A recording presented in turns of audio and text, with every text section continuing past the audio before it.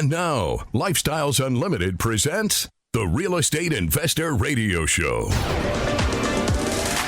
Over the next hour, we unfold your map to financial freedom. You'll learn how to retire through investing in single family and multifamily real estate. You'll learn how to create cash flow and build wealth so you can have the time and money to live the lifestyle you want. Welcome to the Lifestyles Unlimited Real Estate Investor Radio Show. I'm Mike Harrison, and as always, we're working on your financial freedom. If you would like to send me an email, please do so. I'm here to help. My email address is askmike@luinc.com, askmike@luinc.com. When the student is ready to hear the message, they will hear the message. When the student is ready to hear the message, they will hear the message. I finally heard the message in 2010 and purchased my first rental property. I'd been recently burned by 2008 to 2010. Anybody remember that? It was actually the second time I had lost a large portion of my net worth in the stock market. Now, of course, my friends, my family, my coworkers, when we discussed this recent market crash, all of them told me, they said, Harrison, you haven't lost a dime. And I thought that was really interesting because I'm looking at my quarterly 401k statements and my IRA statements. I had both a 401k and an IRA. The statement showed it in black and white, simple math. I was down. My retirement savings, quote unquote retirement savings, was down 30 to 40% right there. Tens of thousands of dollars. My net worth was different. It had declined. Yet everyone told me, well, you're young. You haven't lost anything. I wasn't that young. I wasn't in my 20s anymore. I was middle-aged. My first thought was, well, what the heck does age have to do with the balance of my retirement fund? And then they'd also say, here's a gem. You ready for this one? It's only a loss if you sell. Don't sell. It's only a loss if you sell. Here's another one. They would go, oh, those are just paper losses. Give it time. That's a good one, huh? So I'm watching the College World Series game yesterday, thinking about this show, and it came to me. It hit me.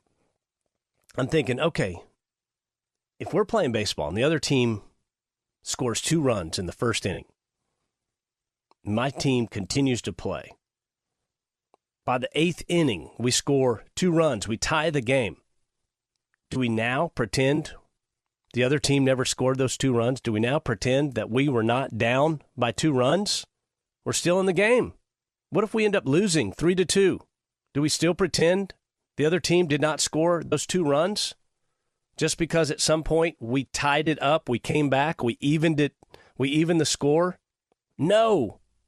Being down 2 points made all the difference in the world. We lost because of that.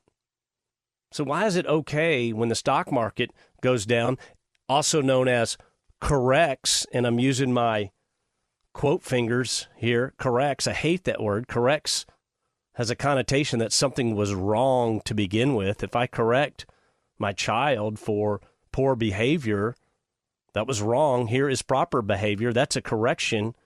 Why do we use that same term in the stock market? Oh, it corrected. Did it? What was wrong with it?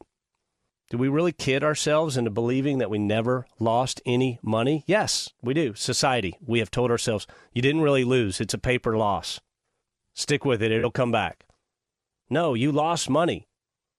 That was always a thorn in my side. I never understood that concept that I didn't lose because I was a certain age. Now that the stock market has slumped and it's correcting, what do we tell 75 to 90-year-olds that are living on fixed incomes? They have their retirement funds. They have a portion of those in the stock market. Why? Because some financial advisor, who, by the way, is not a millionaire either, told them, oh, you need to keep a certain percentage of your nest egg in the market. Do we just say, sorry, old-timer, it's only a loss if you sell? The stock market will come back. Give it time. No. If you're 75 to 90 years old, You are in the ninth inning of the game. You cannot afford to give up another run. You can't. It's the ninth inning. Well, it's just a paper loss. Tell that to somebody that's trying to pull out a certain percentage and live their life at a certain level, just enough to get by. There's a better way, friends. There's a much better way. What if you can put your wealth, your blood, your sweat, your tears into an investment vehicle that is recession-proof when performed correctly? What if you can do that? You weren't at the mercy of Washington, D.C. You weren't at the mercy of Wall Street. You weren't at the mercy of these outside forces. You controlled your assets. You controlled your investments. You controlled your cash flow. You controlled your return. If you'd like to send me an email with a question about real estate investing, Lifestyles Unlimited, how to get started, anything at all, please reach out. My email address is askmike@luinc.com.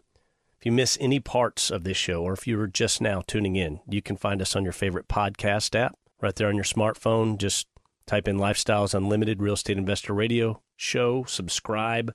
The show will automatically upload, and you can catch this show as well as shows from the other host in your free time. YouTube, great resource. Ton of information there, not just the show, a lot of educational information, a lot of case studies, a lot of site walks, just a ton of real estate investing information. You can find us on the Lifestyles Unlimited channel on YouTube. And as always, you can go to the website, lifestylesunlimited.com, click on the radio button. My gosh, there may be 15, 20 years of shows there. And the cool thing is you can search by subject, go all the way down. There's a little search bar, and whatever you're looking for, type in that subject and pull up a ton of content for you to catch up on.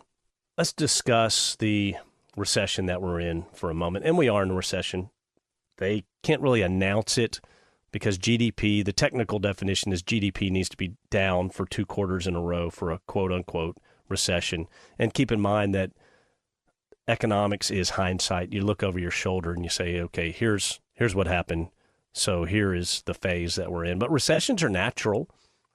They're just one phase of the economic cycle. Those 4 phases: expansion, slowdown, recession, recovery. The only silver lining on the recession is that the recovery follows. When's the recovery? Well, that's the multi-million-dollar question. But if recessions did not occur, there'd be no risk. And if there was no risk, the stock market would become very, very expensive. And when the stock market becomes very expensive, it becomes unsustainable. And when it's unsustainable, it will crash. How's that for a circle of life? That's a theory by an economist. His name is Hyman Minsky, M-I-N-S-K-Y. You may want to look it up. But 50 years ago, he wrote this theory that basically there has to be a recession because that's what the risk is. If there's no risk, there's no chance of losing. The market would become way, way expensive. Hyman Minsky actually wrote how the lack of a recession plants the seeds for the next recession. Think about that. Makes total sense. But you can look him up, Hyman Minsky, read about his economic theories.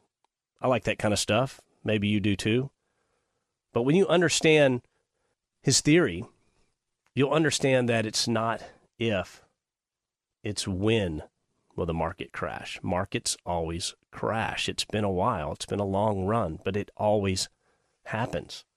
Will this recession be long and grueling like 2008 through 2010? I can't answer that question. I don't know anybody that can really answer that question. Here's my advice. Don't become cynical. Stay optimistic. The opportunity to come out of a recession personally and financially stronger will be there.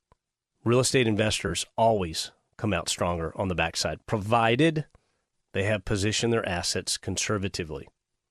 Now, I do have a theory I'd like to bounce off of you, and if any of you have a different perspective or thoughts on this, please send me an email. Again, my email address is askmike@luinc.com. I always welcome a view that maybe I have not considered. I truly believe that we should have gone into a recession in 2020. There is no natural reason why we did not go into a recession. Think about it. Businesses were closed, shuttered. People were told to stay at home, lockdowns. Many of those businesses closed. They went out of business. People went bankrupt. Companies went bankrupt. Consumer confidence, way down, way down. They still won't release the suicide numbers from 2020. And there's only one reason why, because they're probably horrific. People were in a bad place in 2020. People couldn't work. Their whole lives have been tossed inside out. People were afraid. Eviction moratoriums. I mean, there's real estate owners in some of these blue states with these eviction moratoriums where their entire living was based on cash flow from just a couple of assets. And in both of those assets or all three of those assets, people stopped paying the rent. Yet the bank still wanted their mortgage. Those people were wiped out. Over 20% unemployment, lockdowns. Cost of a barrel of oil went negative at one point. Think about that. The Great Resignation began in the latter half of 2020. There's no natural reason why we did not go into a recession in 2020. So why did we not go into a recession? Well, basically, we bought our way out of the recession. The government printed money, handed it out. We bought our way out of the recession. Unnatural, 100% unnatural. In 2020, the S&P rose 16.3%. NASDAQ, it was the best year for NASDAQ since 2009, 43.6% gain. Does any of that make sense to you? It doesn't make sense to me at all. But back to Hyman Minsky and his thoughts and theories on risk within the stock market. If stocks grew in value in 2020 and the NASDAQ was up 40%, you're telling me people are at home, businesses are closing, there's lockdowns, people are afraid, consumer confidence is down, and there's no risk in that economy? Friends, the government bought our way out. Now, we can argue whether that's good or bad. I'm not even going to comment on that side. I'm looking at where we are today and where we were 2 years ago. And I start reading Hyman Minsky, and I remember what he said. The lack of a recession actually plants the seeds for the next recession.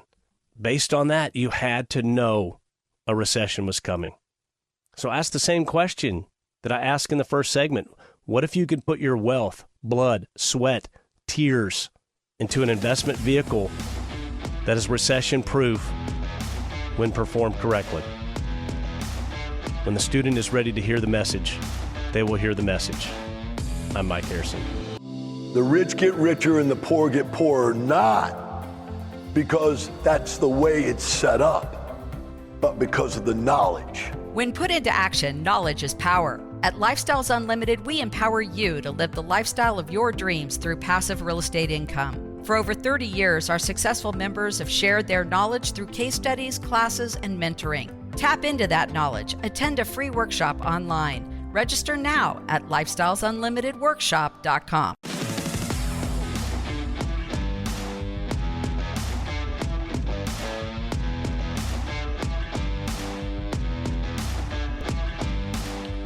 Welcome back to the Lifestyles Unlimited Real Estate Investor Radio Show. I'm Mike Harrison, and as always, we're working on your financial freedom. If you'd like to learn more about Lifestyles Unlimited, how we make money 5 ways on a single-family property, 6 ways on a multifamily property, how we make money during the good times and during the bad times, both sides, recession-proof, like I said, when done correctly, I invite you to attend our free workshop. That's lifestylesunlimitedworkshop.com, lifestylesunlimitedworkshop.com. You can sign up there. And it's interactive. You're not watching a video. Here's what we do. No, if you have questions, ask a question. Watch it. Sit in with your spouse, your best friend, a coworker, a neighbor, anybody. If you're interested, I encourage you to check it out.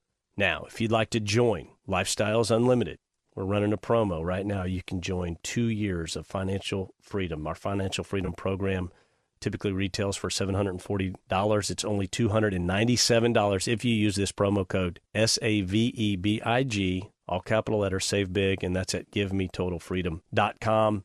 That will get you essentially the opportunity to attend our 2-day, 16-hour financial freedom seminar where you can learn to invest in real estate. That's where I learned to invest in real estate from Dale Walmsley himself.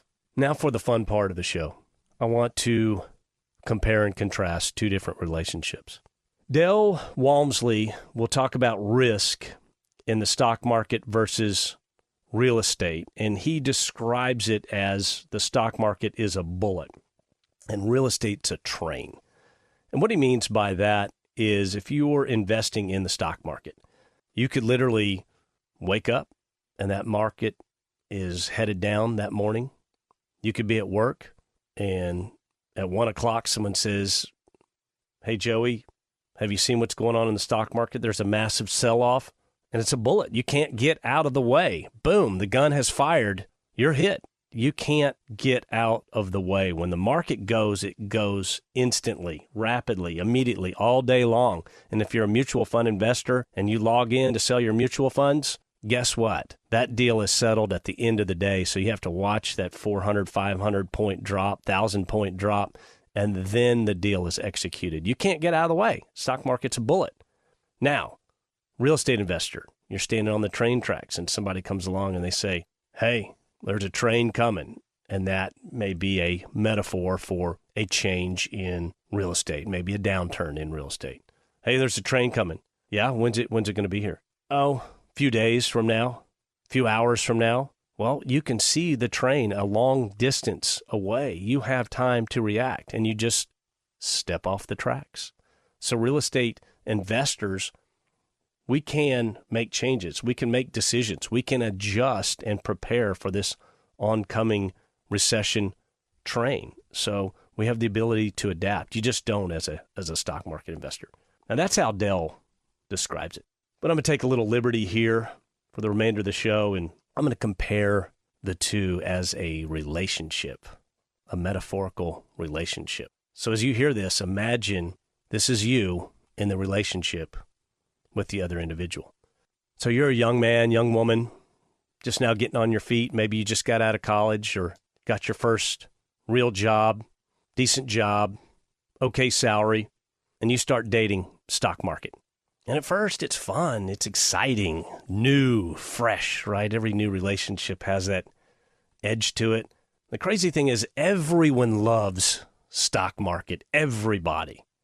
Your family's happy for you. I mean, stock market's family goes back hundreds of years.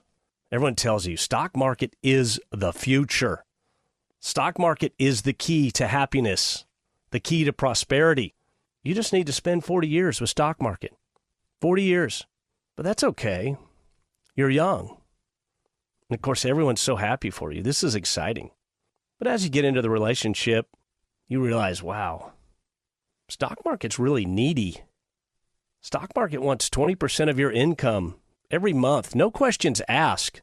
And those months when you can't put in the 20%, everyone says, well, you're not holding up your part of the relationship. If you want stock market to be kind to you, you really need to do that 20%. If you have any extra, you need to give that to stock market too. And in the early years, you notice stock market's kind of wild. You have some good days. You have some bad days. Seems like there's always more good days than bad days. But it is kind of crazy. And your relationship with stock market grows. Now you're 30, 35, and you decide, I'm going to marry stock market. Stock market is the future after all. All you need to do is just keep providing for stock market monthly.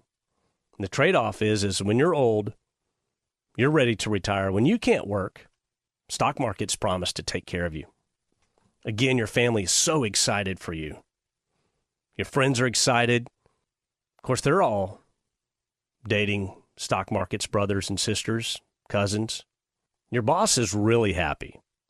He knows as long as you're in a relationship with stock market, you're going to work a lot harder.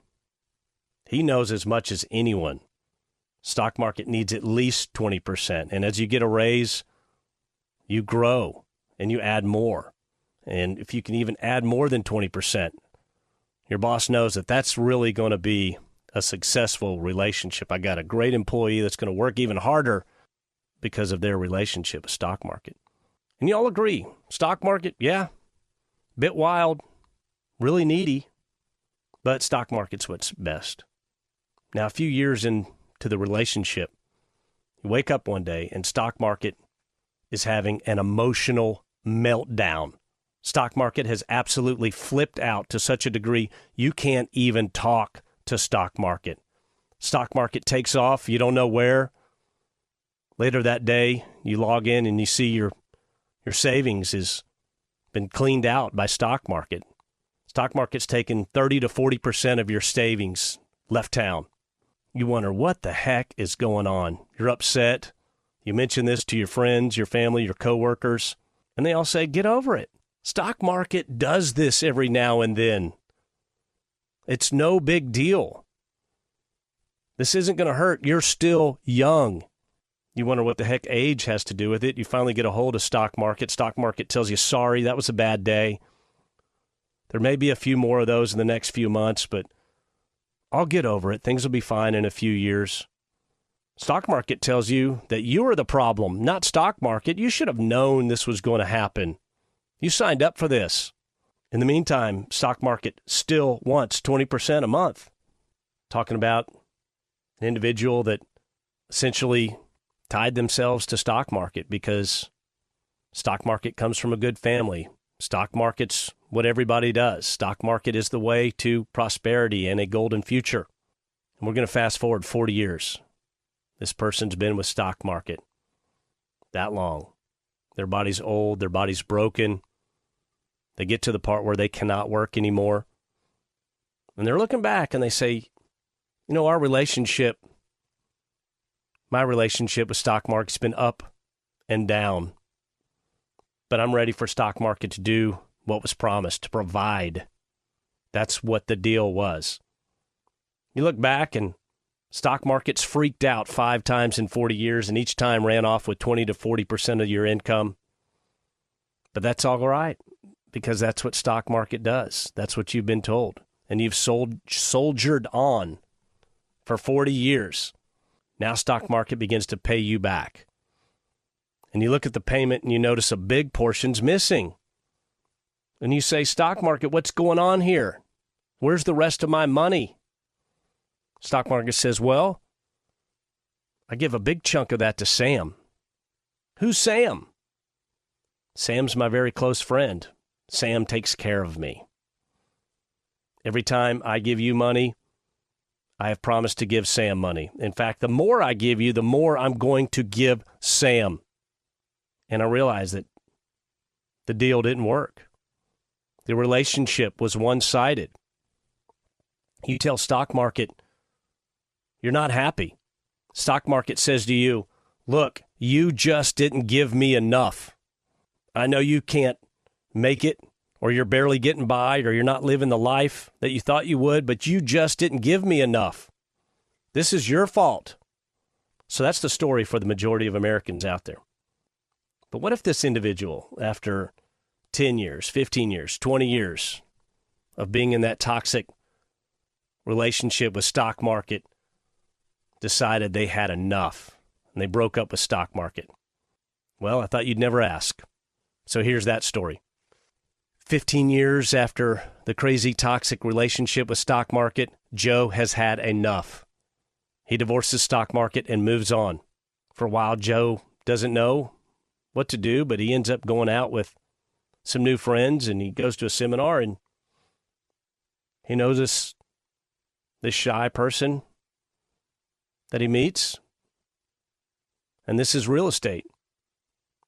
Joe realizes he doesn't know much about real estate. He's heard some stories. He's heard real estate is crazy. Anyone who goes out with real estate ends up getting burned. But it just doesn't seem like it. Real estate seems really kind of nice. Different. Whole different point of view. Stable. Joe asked around. He said, who's had bad experiences with real estate? And no one can really pinpoint it. It's always a friend of a friend or a distant cousin or an uncle. And really you think about that person and you think, was it real estate that was crazy, or was that person doing everything wrong in that relationship? Joe talks to some other people who know real estate. They say real estate is really super nice, super stable. Real estate's incredibly giving. They say that their relationship with real estate gets better every year. Against the advice from friends and family, Joe decides to date real estate. And real estate is so different than stock market. Joe finds this relationship intriguing. Soon, Joe realizes real estate's incredibly deep. There's many different levels and layers to real estate. This is all very fun and interesting for Joe. And Joe in real estate hit it off. Absolutely hit it off. Joe spends more and more time with real estate. Early in the relationship, at some point, real estate reaches out and gives Joe $400. Joe says, "What's this for?" Real estate says, "Well, it's extra. I don't need it. Use it for whatever you need." And then the next month, real estate gives another $400 and another $400. As the relationship continues, real estate gives Joe more every year. Joe falls in love with real estate. Joe marries real estate. Every now and then, Joe would check the answer machine and see that stock market had called a couple times, but smartly, Joe ignores those calls. Some of his friends and family ask him why is he not with stock market anymore. And he tells them, real estate's the best thing I've ever discovered in my life. In fact, Joe tells him, I wish I had met real estate earlier in my life. His friends and family think he's crazy. They think it's only a matter of time before real estate burns him. Later, Joe's boss finds out that Joe divorced stock market and is now married to real estate. Joe's boss is very unhappy about this.